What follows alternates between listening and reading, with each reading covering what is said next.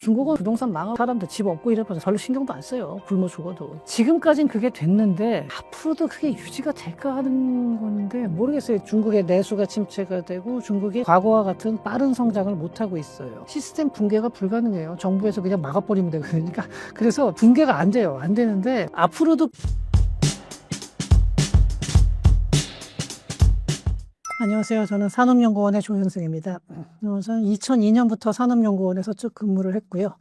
저도 뭐 신사임당 TV에 참 많이 나왔었는데 다시 한번 소개를 드리자면은 제가 연구원에서 주로 담당하는 분야는 이제 고령화 관련된 쪽인데 연구원이라는 데가 특성이 뭐 하나의 일만 할 수 있는 게 아니고 굉장히 다양한 업무를 하고 또 요즘이 아니라 지난 한 거의 뭐 10년 가까이 이제 글로벌 공급망의 변화 이런 것들에 대해서 이게 워낙 모든 면에 영향을 주다 보니까 저도 뭐 그쪽 부분을 많이 보게 되고 또 해외 사례도 많이 보고 뭐 이렇게 하면서 그러다 보니까 이렇게 다양한 국제 정세에 대해서도 좀 얘기를 할 수 있게 됐습니다.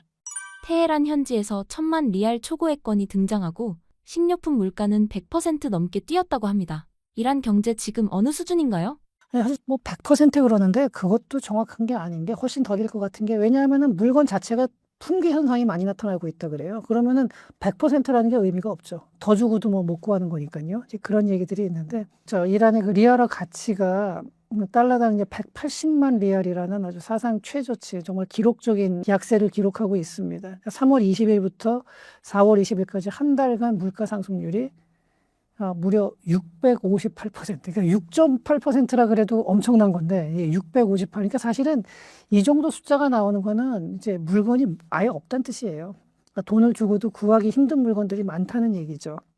근데 여기다가 지금 이제 일반 국민들의 뭐 고통은 사실 전쟁 그 이전에도 상당히 심했었는데 지금 가장 큰 문제는 이렇게 되면 군 유지비가 안 나올 가능성이 있죠. 그러니까 가장 직관적으로 생각했을 때 혁명 수비대한테 월급을 못 준다.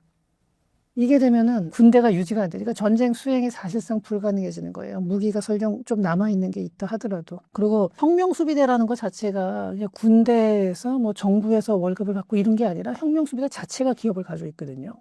그래서 주로 어떤 거냐면은 뭐 국가의 주요 기업들, 건설, 뭐 금융, 통신, 아니면은 뭐 석유 관련 뭐 이런 쪽에 그 기업을 가지고 있는데 지금 이제 미국이 봉쇄를 냈잖아요. 호르무즈 해협을. 그러니까 그전에는 그래도 미국이 이걸 뚫어줬을 때는 상당히 그 원유 수출을 했어요. 중국으로. 그래가지고 주로 중국이죠. 그림자 산단을 통해서 수출을 했는데 그랬는데 이 길이 막히면은 돈이 정말로 떨어지는 거예요. 이렇게 되면은 전쟁을 이제 지속을 할 수가 없고 그러다 보니까 이제 원유가 지금 저장 능력이 한 1만 배럴 안팎인데 현재 절반 이상이 찼다 그래요. 한 60% 정도가 차 있고 이게 한 달 정도 지나면 완전 포화가 돼요. 이렇게 되면 원유 생산을 멈출 수밖에 없거든요. 근데 한번 멈춘 원유 시설이 이게 유정에 따라서 다 다른데 어떤 경우는 막아놨다가 다시 이제 돈이 좀 들어서 그렇지 재개할 수가 있는데 어떤 경우는 거기에 물이 차고 이러다 보면은 아예 경제성이 사라지는 경우도 생겨요. 그러다 보니까 지금 이 상황은 정말 최악으로 가는 거거든요. 그러다 보니 강경파들도 지금 이란 내의 강경파들의 입지가 약화되고 있는 중이죠. 근데 뭐 지금 전황이 시시각각으로 바뀌고 있곤 한데 뭐 오늘 아침에 본 얘기로는 이란이 다시 이제 협상안을 제시한 것 같아요. 그래서 지금 이란에서도 더 이상 장기적으로 버티기는 어렵다라는 판단이 나온 것 같습니다. 전쟁의 시간 끌기가 길어질수록 미국과 이란 둘 중 어느 쪽이 더 큰 부담을 지게 될까요? 그거는 뭐 볼 것도 없이 이란이죠. 왜냐하면은 미국도 물론 타격이 있고, 뭐 전 세계가 다 타격이 있습니다. 이런 상황이라면. 하지만 미국은 어찌됐든 이 전쟁을 통해서 나름대로 지금 미국의 그 원유하고 가스 수출량은 역대 최고치거든요. 그러니까 물론 이제 미국 내에서 그 뭐 휘발유가 더 비싸죠. 그러니까 왜냐면 미국도 더 비싼 쪽으로 수출을 하고 또 미국에서 나오는 그 석유는 대부분 경질유거든요. 그러다 보니까 그 미국은 또 중진류에 특화된 정유 시설을 많이 가지고 있어요. 그래서 그게 완전히 소화가 잘 안 되다 보니까 미국 내에서 품귀 현상이 있고 미국 내부의 불만은 상당히 커지고 있죠. 인플레이션도 자꾸 생기고 있고. 하지만 이란은 그 정도가 아니죠. 당장 먹을 게 없고 지금 현재 완전히 봉쇄가 돼서 거기다가 공격을 받아가지고 지금 이란의 인프라도 많이 부서진 상태고. 그러니까 뭐 그리고 미국은 버티는 게 물론 비용이 많이 들고 정치적 부담은 있다 하더라도 충분히 버틸 수가 있지만 이란은 이제는 한계에 다다른 상황이에요. 그러니까 둘 중에 뭐 어느 쪽이 더 힘드냐 하면은 그건 뭐 당연히 이란이 훨씬 힘듭니다. 이란 노동부가 전쟁 이후 200만 명이 일자리를 잃었다고 공식 발표했습니다. 화폐 가치 폭락, 의약품 부족까지 겹친 상황인데 이란 정권이 현재 경제 압박을 얼마나 더 견딜 수 있을까요? 오래 버티진 못할 겁니다. 실제로 지금 뭐 군대 자체 운영이 지금 어려워진 상황이고요. 요새 그래가지고 이란이 조금 저자세로 나오고 있어요. 그러니까 1차 협상안하고는 전혀 다르게 2차 협상안의 내용, 그러니까 요번에 또 나온 거 말고 그 전에 2차 협상안 내용도 이게 언론에 100%다 하고 자세한 내용이 공개되지는 않았는데 지금까지 알려진 것만 해도 그러니까 이란이 이제 가지고 있어 핵 시설 있죠. 농축 우라늄을 지금 60% 이거는 이제 원자 폭탄으로 쓸 수 있는 건데 그거를 3.67%까지 낮추겠다. 이거는 민간 그러니까 발전용밖에 안 돼요. 그리고 현재 돼 있는 가지고 있는 우라늄도 희석을 하거나 해외로 반출하겠다. 그리고 앞으로 IAEA의 핵사차 기구에 사찰을 정기적으로 받겠다. 이렇게까지 저자세로 나오고 있거든요. 그러니까 이란은 지금은 이제 제발 좀 풀어달라 이렇게 이제 나오는 거고 트럼프 대통령은 근데 거기에 대해서 미국 측 입장은 뭐냐면은 그거 플러스 장거리 미사일이라든지 장거리 미사일에 대한 발사 능력을 완전히 무력화하고 그 다음에 후티라든가 뭐 헤즈볼라 같은 그 이란이 지원하고 있는 그 단체들에 대해서도 지원을 완전히 끊어라. 그러니까 굉장히 강한 거죠. 그러니까 거의 뭐 이란을 무력화시키는 정도의 요구를 하고 있어요. 그러니까 이란에서도 거기까지는 내정 간섭이다 이런 식으로 버티고 있었는데 지금 그럼에도 불구하고 오늘 나오는 뉴스를 보니까 이란이 그것마저도 좀 포기하는 게 아닌가 하는 생각이 들어요. 그러니까 지금 이란은 군 운용 자체가 안 될 정도면은 그러니까 혁명수비대가 뭔가 돈이 들어와야 되는 거거든요. 돈 들어올 데가 없는 거예요. 이렇게 되면은 뭐 버텨봤자고 며칠 못 갈 가능성이 많거든요. 그래서 근데 사실은 저는 뭐 4월 이전에 끝나지 않을까 싶었는데 제 예상보다는 조금 더 갔습니다만 그렇다고 해서 이게 뭐 3개월 이상 간다든지 이럴 가능성은 사실상 없다고 봐야죠. 예, 그래서 저는 뭐 5월 내에 끝나는 거는 거의 확실하다 이렇게 보고 있는데 근데 그럼에도 불구하고 또 이란 내에 혁명수비대도 그 하나가 아니라 자기네들끼리도 또 여러 파벌이 있고 해서 그 중에 일부는 남아서 지속적인 테러라든가 이런 식으로 이제 휴전을 방해하려는 이제 또 협상은 하겠지만 큰 틀에서의 뭐 호르무즈 해협 개방이라든가 이런 부분들은 아마 조만간 이제 그 종전으로 갈 거라고 봅니다. 하지만 그 종전이라는 게 사태 이전과 같은 완전한 평화는 아니고 산발적인 도발은 지속될 가능성은 있습니다. 잠깐, 종무관 김종수 대표가 3년 만에 돌아왔습니다. 12번 깡통 끝에 1년 만에 13억 번 비결, 절대 잃지 않는 주식 단기 매매 특강을 무료로 엽니다. 고정 댓글을 확인하세요. 지금 호르무즈 해협 봉쇄가 글로벌 에너지 시장과 한국 경제에는 어떤 충격을 주고 있나요? 제가 있는 그 산업연구원에서 그 4월 달에 이제 3월이었죠. 그때 분석한 거에 의하면은 국제 유가가 10% 상승할 때 국내 제조업의 평균 생산비는 0.7% 증가한다 이렇게 돼 있는데 그 전에 두바이유가 이제 2월 말에 이번 사태가 벌어지기 전에 한 $70 조금 넘었어요. 한 72, 3달러 이러다가 이게 이제 지금은 두바이유는 거래가 안 되고 나머지 텍사스유하고 브렌트유 같은 경우인데 텍사스유도 이미 $100 넘었지만 아마 종전이 되면은 이게 좀 내려갈 거고 두바이유가 다시 수출이 재개가 된다 그러면은 원상복귀가 되기를 희망을 하지만 원상복귀까지는 안 돼요. 아까 제가 말씀드렸듯이 산발적인 위협이 있기 때문에 보험료가 일단 많이 뛰죠. 그리고 물류 지연도 간헐적으로 발생할 수가 있고 해서 아마 한 80에서 $90 선에서 약간 정착이 되지 않을까 싶은데 이렇게 된다 그러면은 한 20% 이상 상승을 하는 거예요. 그러면은 제조업 생산비는 한 1.45에서 5%? 요 정도가 이제 그 상승할 걸로 보이고요. 이게 또 업종마다 많이 다르죠. 그러니까 제일 많이 이제 직접 영향을 받는 건 석유 제품, 뭐 휘발유, 경유, 등유 이런 것들이 제일 뭐 많이 받는데 요게 10% 올라갈 때 생산비 증가율이 40% 가까이 됩니다. 엄청나게 많이 뛰는 거죠, 유가가.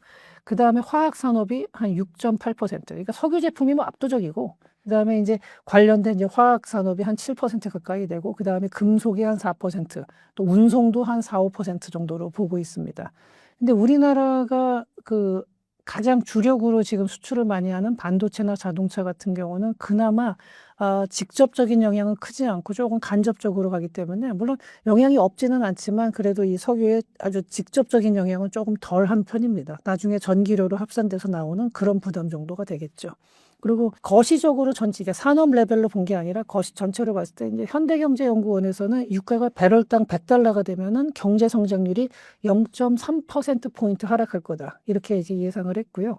그다음에 시티은행에서도 고유가가 장기화되면 한 100달러 이상으로 장기화되면은 한국 경제 성장률이 한 0.45% 정도 이렇게 그 정도 하락할 걸로 보고 있어요. 그리고 무역협회에서는 국제유가가 10% 상승하면은 이제 수출 물량이 한 2.5% 감소하고 수입도 물량 자체는 감소할 수 있는데 그 이제 전체적으로 가격이 오르기 때문에 수입액은 한 2.7% 상승. 그러니까 굉장히 우리나라 경제에도 좀 타격이 큰 거죠. 이 정도면. 네. 이 사태의 가능성 높은 출구 시나리오는 무엇일까요?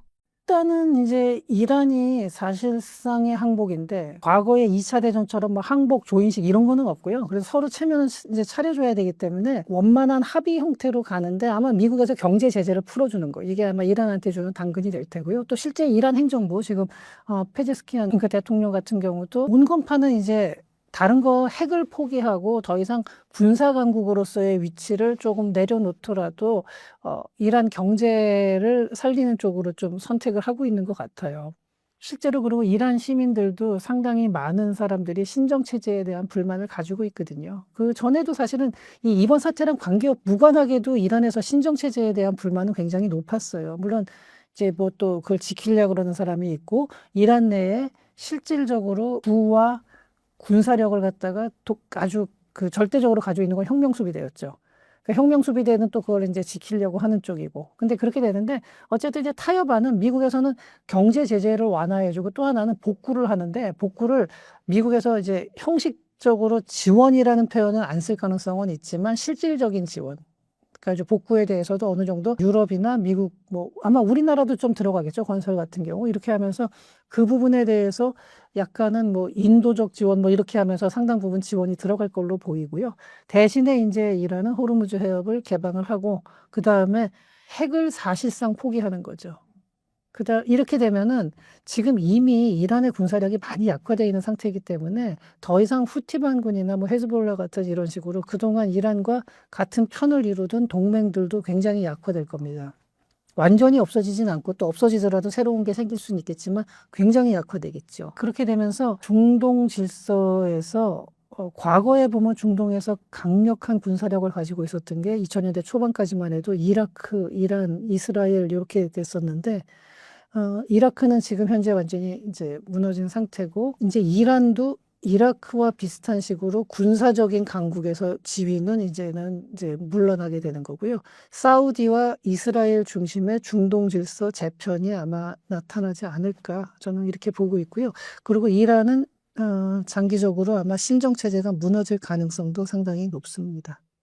OECD가 한국의 2026년 성장률을 2.1%에서 1.7%로 하향했습니다. 주요국 중 가장 큰 폭인데요. 왜 유독 한국이 이렇게 취약한 걸까요? 우리나라가 이렇게 많이 떨어진 거는요. 일단은 무역 의존도가 높아서 그래요. 사실 그러니까 국제 정세에 가장 민감한 나라 중에 하나예요, 우리나라가. 그러다 보니까 이제 이게 크고 또 하나는 중동의 석유 의존도가 워낙 높았죠.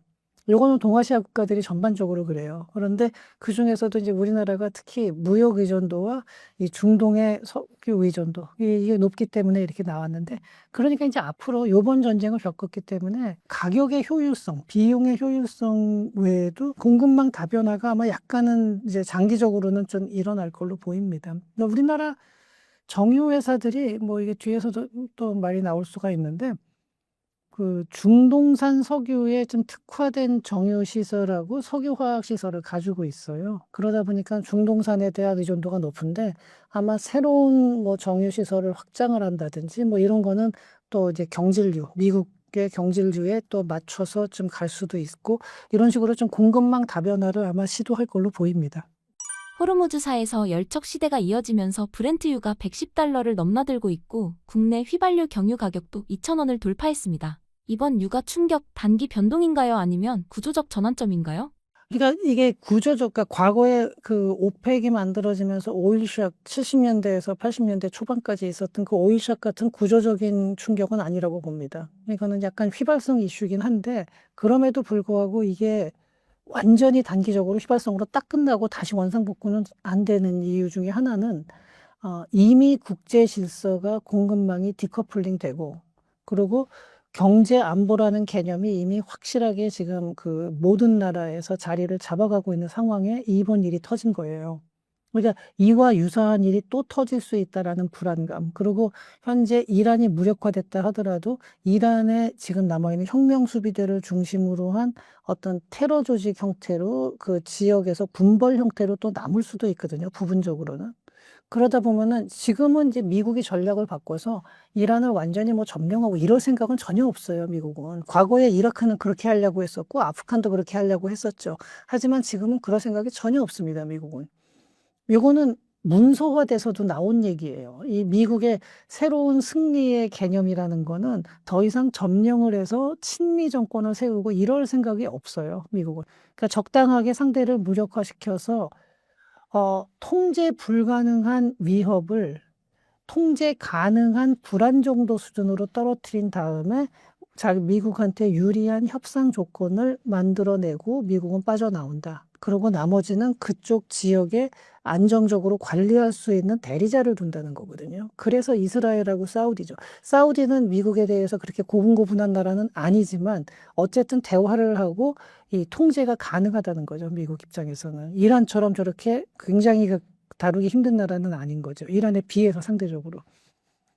그렇게 간다 그러면은 그 호르무즈 해협에서의 그 보험료라든지 물류 지연 뭐 이런 사태들은 간헐적으로 나올 수가 있고 이러기 때문에 완전하게 과거로 돌아가지는 못하지만, 그렇다 하더라도 70년대에 있었던 오일샷 같은 수준의 그거는 가격이 오를 뿐만 아니라 정말로 물량 자체를 확 줄이면서 굉장히 전 세계를 갖다 자원 무기화를 강하게 했는데, 이번에는 그런 정도 수준까지는 안 된다는 거죠.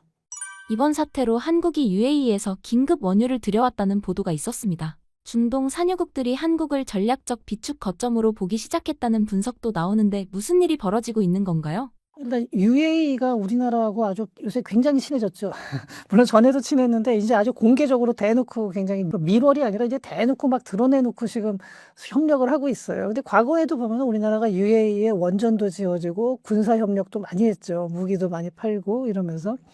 그리고 이번에도 이제 총 2,400만 배럴을 UAE로부터 긴급 확보를 했는데, 그러니까 최우선 공급 대상이라고 명시를 했어요. 그래서 원유하고 나프타를 수급을 할 수가 있었는데, 그동안 사실은 상당히 오랜 기간 동안 UAE하고 아주 우리가 긴밀한 협력 관계에 있었어요. 그러니까 아직까지 중동 전체가 한국을 뭐 이렇게 거점으로 본다까지는 아닌데, UAE를 중심으로 다른 나라들도 우리나라를 좀 눈여겨보고 있어요. 그 이유는 우리나라의 정유시설이 굉장히 큰데, 이게 정유시설을 잔뜩 지어놓은 중국 같은 경우는 사실은 자기네 자체 소비량이 많고요. 예, 우리나라는 우리나라의 수급량을 훨씬 초과하는 양을 해서 우리나라가 그 석유 수출국이었거든요, 오래전부터. 그러니까 당연히 원유는 수입을 하는데, 예, 이걸 석유 정제품은 상당히 많이 수출을 했어요. 예, 그러다 보니까 이 우리나라의 정제 능력, 또 이게 중동산, 그러니까 이 유질이 다 다르거든요. 그러니까 그 경질류하고 중질류가 있고 또 초중질류가 있고 굉장히 다 다른데, 미국에서 나는 거는 경질류가 많아요. 점성도가 다르고 그다음에 안에 들어가는 황의 양이 다르고 뭐 이렇게 굉장히 달라요. 탈황 시설이나 이런 것들이 우리나라께 그 중동산에다가 철저하게 맞춰져 있어요.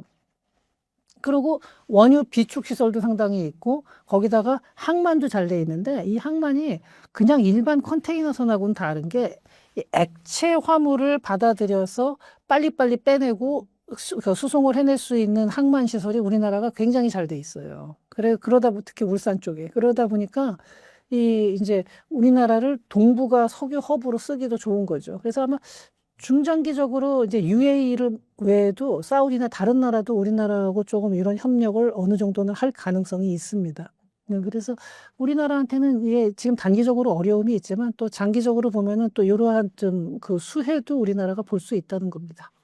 중동 의존도를 낮추기 위한 대안으로 러시아산 원유가 거론됩니다. LG화학이 4년 만에 러시아산 나프타 도입을 재개한 것도 신호 같은데, 박사님은 한국이 러시아 쪽으로 다변화할 만한 가치가 있다고 보시나요? 그러니까 러시아도 우리나라를 좀 원하고 있죠.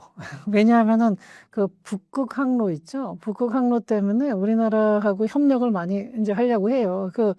특히 그 야말 프로젝트라고, 그 2018년이었나 17년이었나 제가 그렇게 기억을 하는데, 야말 프로젝트가 그 시베리아 쪽에 있는 야말반도가 있어요. 북극 쪽에. 굉장히 추운데 뭐 거기는 영하 50도 이렇게 내려가거든요. 근데 그런 그 굉장히 열악한 환경 속에서 가스가 많이 나는데 그 가스를 LNG선인데 쇠빙선이에요. 그러니까 쇠빙 LNG선.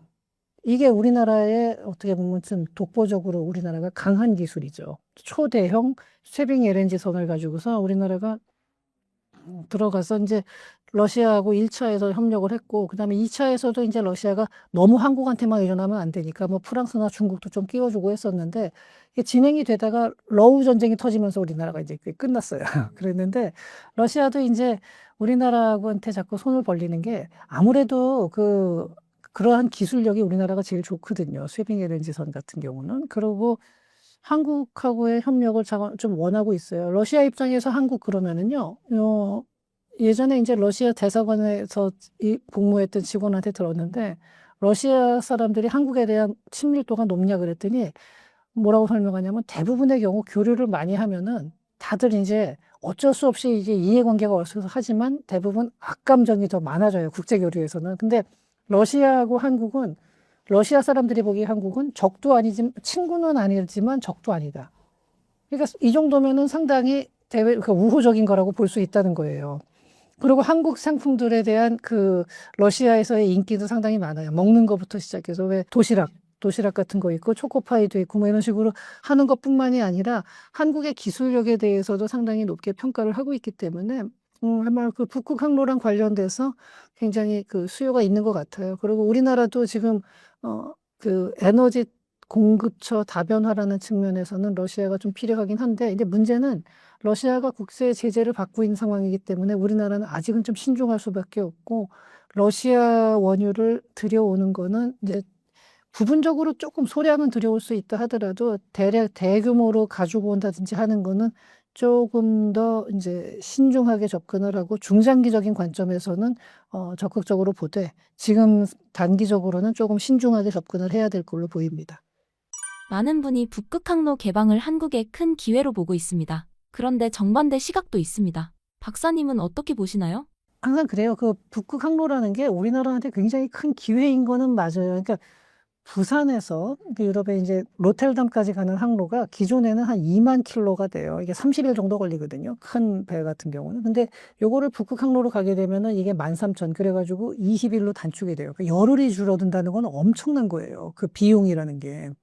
그래서 물류 경쟁력이 대폭 이제 상승을 하고, 이 북극 항로가 또 들어오면요. 처음 들어오는 데가 부산이거든요.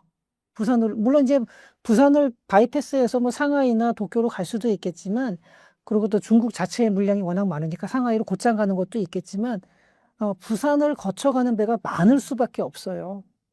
그런 면에서 우리나라도 북극 항로에 대한 기대가 크고, 러시아에서도 상당히 그 우리나라한테 그러한 쇠빙 LNG선이라든지, 쇠빙 LNG선뿐만이 아니라 쇠빙선 자체가 우리나라가 워낙에 기술이 발달해 있기 때문에 한국에 대한 기대가 큰 거는 맞는데, 이게 문제는 러시아 정부를 과연 얼마나 믿을 수 있느냐 하는 게 또 있어요. 러시아 정부에서 뭔가 수틀려 가지고 갑자기 그 항로를 막아버린다든지 이러면 거기에 또 너무 의존을 크게 하다 보면은 이제 그 러시아한테 말하자면 목줄을 잡힐 수가 있다라는 거거든요. 그러니까 또 그런 부분들도 또 종합적으로 정치적인 고려도 같이 해야 돼요. 그래서 그 프로젝트에 참여해서 이익을 보는 거는 당연히 해야 되는데, 그거를 하면서도 국가 안보라는 측면에서도, 경제 안보라는 측면도 같이 고려하면서 좀 점진적으로 하고, 항상 이제는 공급망을 항상 분산시켜야 되기 때문에 뭐가 하나 뜬다고 해서 거기에다가 지나친 의존도를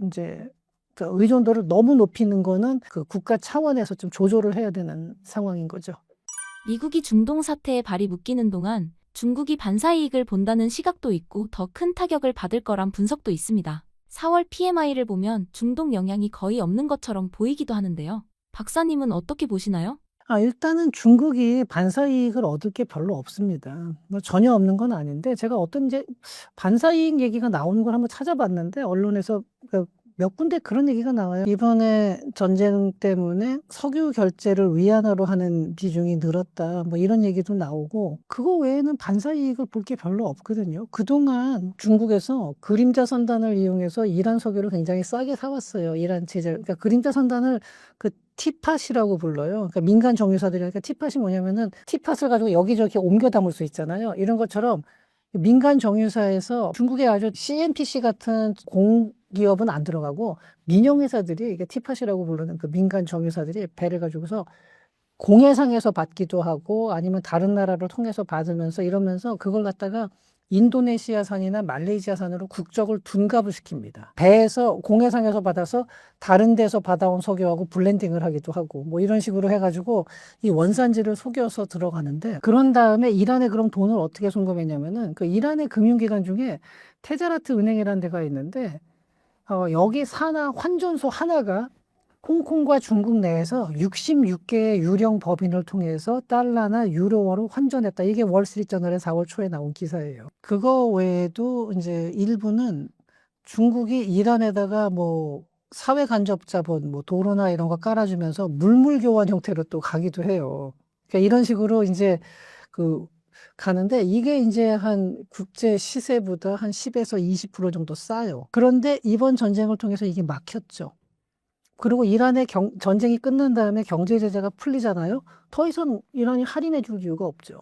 이렇게 되면은 이제 중국은 그러니까 피해가 오면 맞지 이게 절대 좋을 일이 없고요. 그 다음에 지금의 PMI 같은 경우는 사실은 조금 아직 전쟁의 피해 정도가 완전히 다 반영되지는 않았을 가능성이 있어요. 그 수치 자체가. 그리고 또 중국의 통계라는 게 약간씩은 좀 그 신뢰성의 문제도 있긴 한데 그것뿐만이 아니라 이 전쟁 피해가 이제 본격화되는 거는 그 이후에 나오는 발표될 통계들을 봐야 되는 거고요. 그리고 결제 같은 경우 아까 위안화 결제가 조금 늘었다 그러는데 이제 사실 국제 금융에서 이제 외환 보유고를 보면요. 외환 보유고 중에 전 세계 국가들이 가지고 있는 달러 보유고가 한 20년 전에는 이게 뭐 70% 이렇게 되다가 지금은 50% 조금 넘는 선이니까 많이 떨어진 건 맞죠. 그 달러의 위세가 옛날 같지 않다 이런 얘기가 나오는 건데 근데 그럼에도 불구하고요.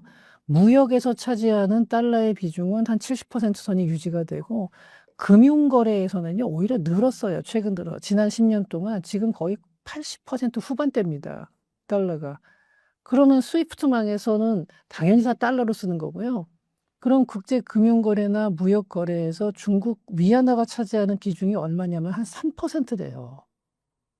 그러니까 무역금융에서는 미국이 거의 한 60에서 70% 사이고 그 다음에 유로, 엔, 그 다음이 위안인데 한 3% 돼요. 근데 이게 만약에 30%가 뛰어봤자 4% 되는 거예요. 근데 그러고 이게 전쟁이 끝나면은 다시 원상복구될 가능성이 많아요. 완전히 아니더라도 끼케야 뭐 3.12% 될 거예요. 이걸 가지고서 결제 시장에서 위안화의 힘이 세졌다. 물론 조금 세진 건 맞아요. 3%보다는 3.1%가 높은 건 맞지만 그게 과연 의미 있는 숫자냐는 거예요. 그래서 중국이 뭐 반사이익을 봤다라는 거는 사실은 저는 그렇게 크지는 않을 거다고 봅니다. 많은 분이 중국 제조업 위험하다고 봤는데 4월 30일 발표된 PMI는 50.3으로 2개월 연속 확장세였고 민간 PMI는 5년 4개월 만에 최대 상승폭을 기록했습니다. 그런데도 비제조업은 위축 국면으로 돌아섰는데 어떻게 해석해야 할까요? 이거는 진짜 중국의 수출 정책죠. 그러니까 2025년 4분기에 정말 엄청난 부양책을 넣었거든요. 근데 이러면서 그 수출이 많이 늘었고, 그 다음에 또 이제 정책 효과가 있어요. 이게 돈을 워낙 많이 풀다 보니까 이런 PMI가 조금 올라간 건 맞는데, 아직 완전한 추세적인 그 회복, 반등이라고 보기는 아직은 조금 시기상조인 것 같고요. 조금 더 지켜봐야 됩니다. 요거는. 그리고 서비스 PMI는 횡보하거나 오히려 약간 하락하는 그런 움직임이에요. 그러다가 또 약간 올라가기도 했는데 보면 전반적으로 좀 횡보 수준 내지는 약간 하락 이렇게 되는데요. 그러니까 이 얘기는 뭐냐면은 내수 침체는 지속이 된다는 거죠. 예, 그러니까 수출 호조와 정책적 지원으로 인해서 제조업 PMI가 조금 올라가는 거. 근데 그것도 많이도 아니에요. 약간 올라갔죠. 이걸 가지고 추세적 반등이라고 하기에는 아직은 조금 시기상조고요. 조금 더 지켜봐야 되는데 결국 중국은 지금 현재 수출과 내수의 디커플링이 일어나고 있다. 이렇게까지도 이제 표현하는 사람이 있어요. 근데 뭐 요거는 조금 더 지켜봐야 될 것 같습니다. 헝다, 컨트리가든에 이어 업계 3위 왕커까지 무너졌고 베이징, 상하이 같은 일선 도시 집값마저 29개월 연속 하락 중입니다. 이게 단순한 시장 조정인가요? 아니면 시스템 붕괴의 신호인가요? 최근에 한두 달 사이에 일선 도시를 중심으로 약간의 회복세는 나타나고 있어요, 부동산이. 근데 그것도 추세적 반등이라고 보기 힘들고 약간 테크니컬, 그러니까 기술적 조정? 그동안 너무 내려왔으니까. 근데 그것도 그나마 일선 도시예요. 2선 도시, 3선 도시까지는 그런 조짐조차 잘 안 보이고 있고요. 그래서 단순 조정이라고 보기에는 그 단순 조정 이상의 좀 장기 침체인 건 맞는데 시스템 붕괴까지라고 저는 되지는 않습니다. 왜냐하면 중국은 시스템 붕괴가 불가능해요. 정부에서 그냥 막아버리면 되거든요. 그러니까 그래서 붕괴가 안 돼요. 안 되는데 앞으로도 부동산은 정부에서 계속 관리 대상으로 놓고 그렇게 뭐 과거처럼 활성화할 생각은 없는 것 같아요. 네, 그러다 보니까 장기 침체 상태가 유지되지 않을까. 그리고 일선 도시는 그나마 뭐 과거보다 조금 나아질 수도 있는데 근데 그것도 뭐 좀 더 지켜봐야 될 것 같아요. 저는 다시 하락할 가능성도 배제할 수는 없다고 봅니다. 중국은 집값 하락에 대해서 왜 등한시하는 걸까요? 그것보다도 땅값, 그러니까 부동산 가격 하락하고 사람들 막 힘들게 살고 있잖아요. 그걸 중앙정부에서는 별로 신경을 안 써요. 그냥 내버려 두고 해외에서 경쟁해서 중국의 대외적인 파워, 외교적이거나 아니면은 경제에서도 뭔가 아주 첨단 산업에서의 경쟁력, 여기에만 목매고 있지 밑에 사람들이 어떻게 되는지 별로 신경을 안 써요. 그게 중국에서는 아예 공식적으로 그렇게 얘기를 해요. 중국 특색 사회주의 책도 나왔거든요. 그 중국 사회과학원에서 그러니까 말하자면 관용학자들 중국 정부에서 이제 시켜가지고 만든 책인데 거기서 보면은 개인들의 희생을 해서 그 중국 정부의 중국이라는 국가의 위상을 높여야 된다. 이게 이제 중국 정부의 공식적인 입장이에요. 그 드러내놓고 그렇게 얘기할 정도니까 중국은 뭐 그래가 부동산 망하고 막 사람들 집 없고 이래봐서 별로 신경도 안 써요. 굶어 죽어도 그거. 근데 지금까진 그게 됐는데 앞으로도 그게 유지가 될까 하는 건데 모르겠어요. 저 시진핑이 지금 너무 그러니까 그거에 좀 제동을 걸었던 게 리커son 같은 사람은 결국 나는 그 사람이 과연 자연사했을까도 왜냐면 너무 젊은 나이에 갑자기 죽었고, 그거 외에도 그 여러 가지 이제 시진핑 지금 충성파로만 다 채워놨는데, 글쎄, 저는 모르겠어요. 저런 시스템을 여태까지 본 적이 없어요. 전 세계 어디서든지 그러니까 공산주의도 아니고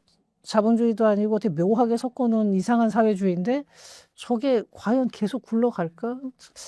쉽지 않아 보이는데 하는데 언제 무너질지는 뭐 모르겠습니다. 그건 장기적으로 갈 수도 있고. 근데 어쨌든 중국이 예전처럼 막 미국을 쫓아가서 추월하겠다 이런 거는 이제 완전히 넘어갔다고 봐야죠. 그거는 거의 불가능하다고 봐야죠. 작년 한 해 동안 중국에서 377개의 중소은행이 사라지고 40만 명의 예금자가 평생 모은 돈을 잃은 사건도 있었습니다. 그런데도 중국이 멀쩡해 보이는 이유는 무엇이고 이게 언제까지 가능할까요? 근데 사실은 이게 은행 위기까지는 아니고요. 중국에 이제 여러 가지 부실들이 많이, 특히 부동산 관련돼서 부실들이 많이 나오니까 중소은행들을 이제 구조 조정하는 중이에요. 그러면서 이제 거기에 예금자 보호를 하는데 우리나라 같으면 그래도 예금을 상당 부분 보존을 해주는데 중국은 그 보호해주는 액수가 되게 작아요. 저도 그게 정확한 액수는 지금 잊어버렸는데 우리나라 같았으면 그 폭동 났죠.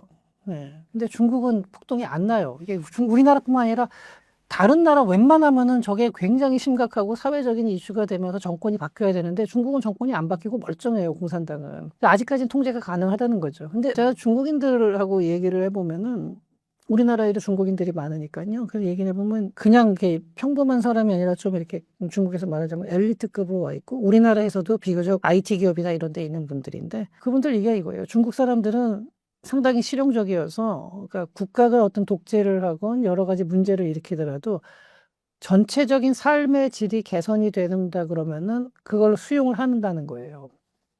이게 다른 나라에서는 좀 그게 쉽지가 않죠. 그러니까 막 독재 국가가 있고 인권 유린이 생기고 특정 계층을 마구잡이로 희생을 시키는데도 전체적인 GDP가 올라갔고 뭐 사회 인프라도 좋아지고 이러면은 거기에 대해서는 그럴 수도 있다. 이렇게 받아들인다는 거예요. 모든 사람이 그렇지는 않죠. 아닌 사람도 있지만 그런 이제 비중이 높은 건데 실제로 그래 왔어요. 덩샤오핑의 그 개혁 개방 이후에 중국이 정치적으로 여러 가지 문제가 있었지만 그럼에도 불구하고 상당히 많은 그 성과를 냈고 국제적인 위상도 많이 올라갔고 또 삶의 질도 많이 개선이 됐는데 이게 최근 들어와서는 정체가 되고 있죠. 중국의 내수가 침체가 되고 중국이 더 이상 이제 과거와 같은 빠른 성장을 못하고 있어요. 그러니까 탕핑족이나 특히 젊은 층에서 이게 많이 생기고. 근데 그러니까 중국 정부에서 탕핑족마저 지금 탄압을 하려고 하고 있어요. 정부의 저거는 반항하는 거다. 서구에서 선동하는 논리에 빠져서 그 우리의 위대한 사회주의 체제를에 대한 저항을 하는 거다. 불만을 갖는 거다. 니네가 열심히 안 사는 거다. 열심히 노력해야 된다. 약간 이런 식으로 하는데 중국 젊은이들이 탕핑으로 빠지는 게 서구의 선동에 놀아나는 건가요? 그게 아니거든요. 그만큼 이제 좋은 일자리가 없고 뭐 이러다 보니까 탕핑으로 가는 건데, 다른 나라 같으면 그럼 어떻게 하면 좋은 일자리를 만들까 생각을 하는데 중국은 니네 탕핑하지 마 이렇게 하는 거예요. 계속 이념적으로. 여태까지는 어쨌든 중국이 그러한 모델로다가 위태위태해 보이지만 잘 넘어왔지만 지금 상황도 그래요. 중국이 그동안 많은 성과를 이루었음에도 불구하고 또 그에 해당하는 만큼 많은 불안 요소도 같이 커졌다는 거거든요. 그래서 이게 지금은 어쨌든 견고해 보여요. 공산당의 권력은. 그리고 이게 뭐 사람들이 거기에 그러니까 체제 전환 뭐 이런 얘기는 안 하고 있거든요. 뭐 하는 사람도 있지만 그런 사람은 소수고. 그런데 이게 과연 그럼 장기적으로도 갈 수 있을까?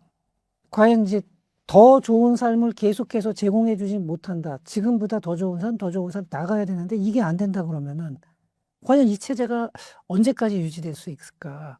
근데 저도 이거를 잘 모르겠습니다. 그러니까 어느 시점에 무너질 거다. 뭐 이런 거는 모르겠고, 또 무너진다라는 개념도 완전히 막 나라가 뒤집어지고 몇몇 나라들에서 저런 정권을 완전히 뒤집고 뭐 민주주의 사회라고 하고 그럴 가능성은 저는 별로 없다고 보고, 지금 시진핑 체제가 끝난다고 하더라도 새로운 집단 지도 체제가 올 거고, 지금과 비슷한 체제로 가면서 계속해서 이런 상태로 유지는 할 것 같아요. 근데 어쨌든 지금 현재 보면은 중국의 어떤 비교율이나 이런 게 너무 쌓여 있고 성장의 한계가 자꾸 보이는 것이 아닌가. 더군다나 여기다가 가장 큰 문제는 뭐냐면요. 인구 구조를 보면은 지금 중국에 뭐 14억 인구 얘기하지만 그것도 사실은 좀 믿기 어렵고, 고령화가 굉장히 빨라지면서 지금 중국이 좀 장기적으로 더 이렇게 침체가 온다. 근데 그렇다고 해서 저는 중국이 무너진다라는 표현은 절대 쓰고 싶지는 않아요. 무너지지는 않겠지만, 지금과 같은 지난 한 10년 동안 보여줬던 그러한 성장세는 앞으로는 더 보여주기는 어려울 거다. 이렇게 보고 있습니다. 전쟁이 터지면 금값이 오르는 게 정상인데 갈등 발발 이후 금값은 오히려 약 13% 하락했습니다. 지금 금 시장의 흐름을 어떻게 보고 계신가요? 이거는 저는 이제 단기적인 조정일 가능성이 더 높다고 봅니다. 그래서 물론 이제 그렇다고 해서 다시 이제 상승세로 돌아서는 시점이 언제냐. 제가 단기적인 거는 저는 말씀 못 드리겠고요. 제가 투자 전문가는 아니기 때문에. 하지만 저는 올해 내에 다시 반등을 하지 않을까 생각을 하고요. 이게 지금 떨어진 거는 크게 두 가지예요. 하나는 전쟁으로 인해서 인플레이션 우려 때문에 이제 금리 인하의 기대가 없어지면서 유동성이 위축이 되는 게 하나 있고요. 자산 시장 전체적으로 다 좀 분위기가 안 좋았죠. 근데 오히려 유일하게 비트코인은 전쟁 과정에서 좀 올랐어요. 한 15% 이상 올랐는데, 그거 빼고는 뭐 전체적으로 그러니까 금리 인상 가능성 아니면 적어도 금리 인하가 가능성이 내려간 거, 이런 것들이 하나 영향을 줬고, 또 하나는 이제 정세가 불안정해지니까 현금 확보 수요가 있었거든요. 근데 작년에 금이 워낙 많이 올랐으니까 일단은 금 팔아서 지금 현금 확보한 그 기업들도 많아요. 그것도 있고. 왜냐하면 떨어졌다 그래도 자기가 샀을 때에 비하면 이제 워낙 높은 액수니까 이 정도면 뭐 팔만하다 그러면서 현금 확보를 하는데, 그게 주로 뭘로 했냐면은 미국 국채로 하기 때문에 달러 인덱스가 올라갔죠.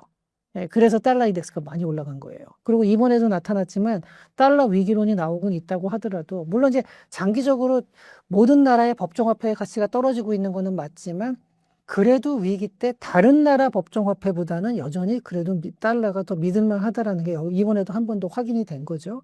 이런 이제 단기적인 이유가 있고, 또 하나는 두바이에 큰 금 거래소가 있어요. 근데 거기가 거래가 중지가 돼 버렸어요.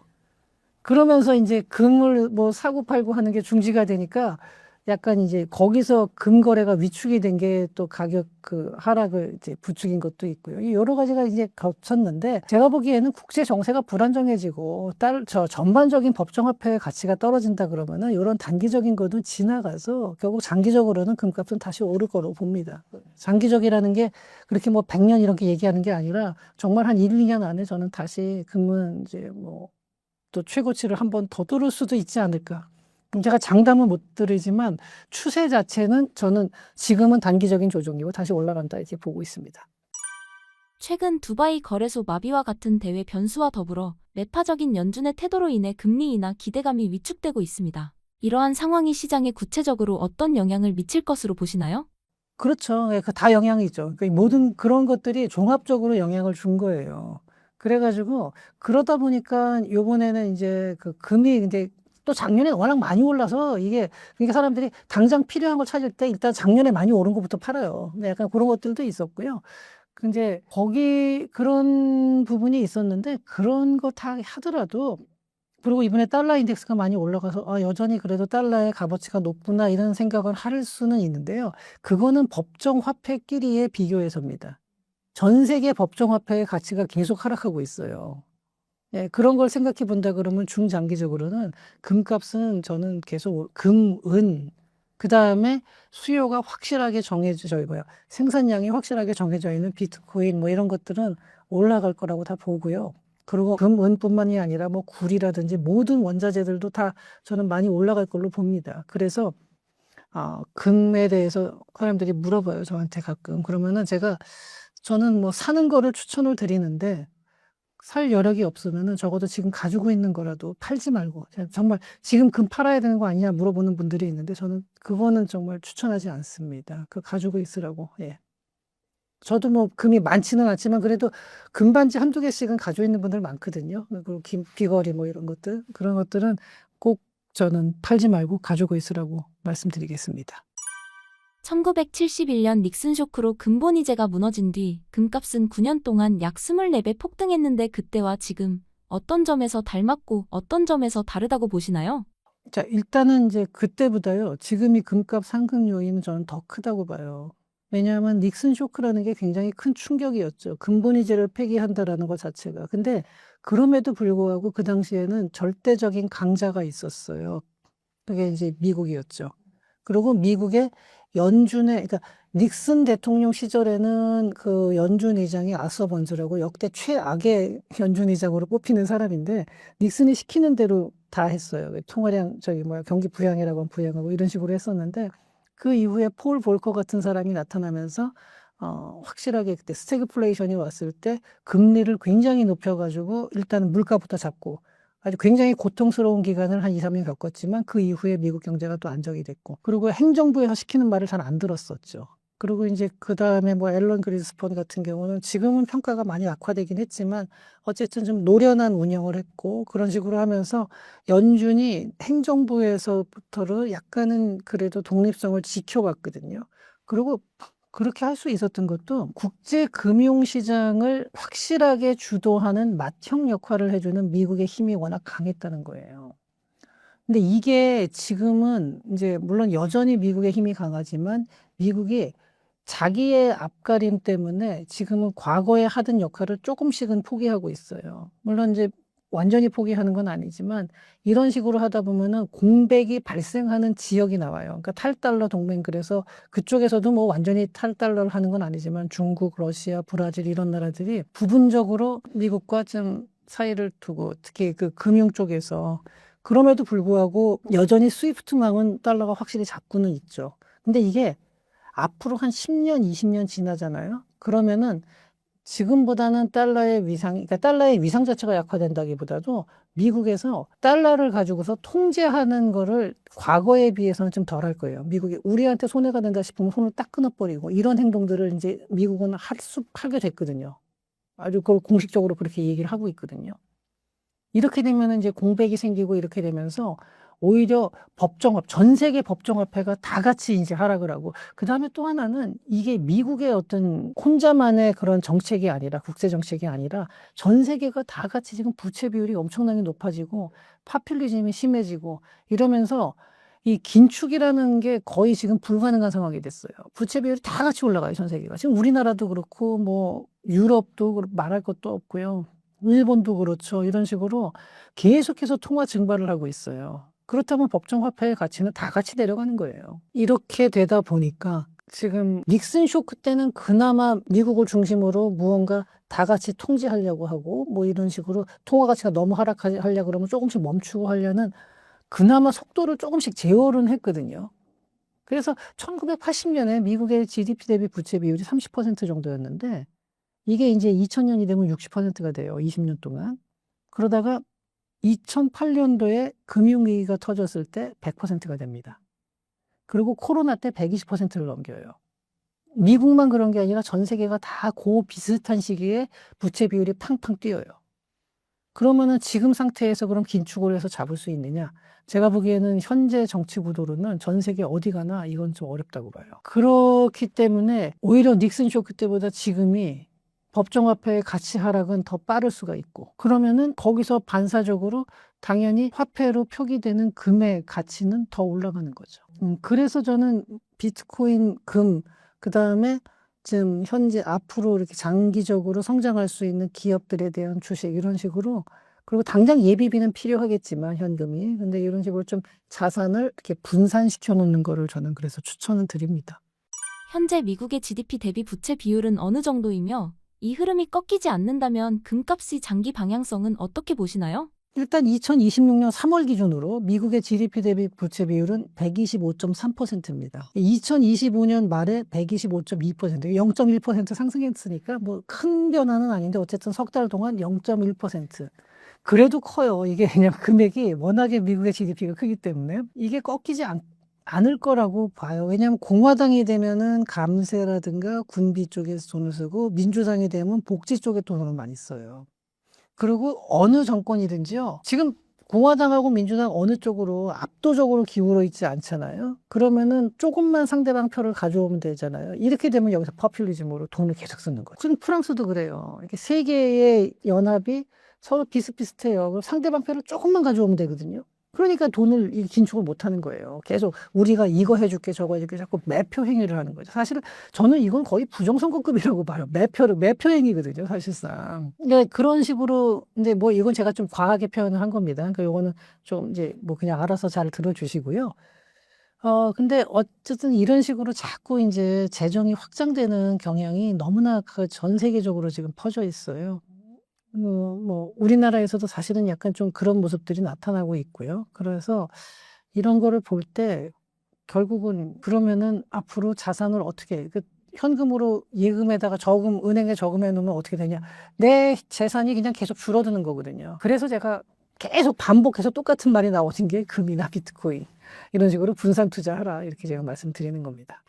5년, 10년 뒤를 보면 비트코인이 금의 자리를 일부 대체할 수 있을까요? 아니면 금은 여전히 독보적인 자리를 지킬까요?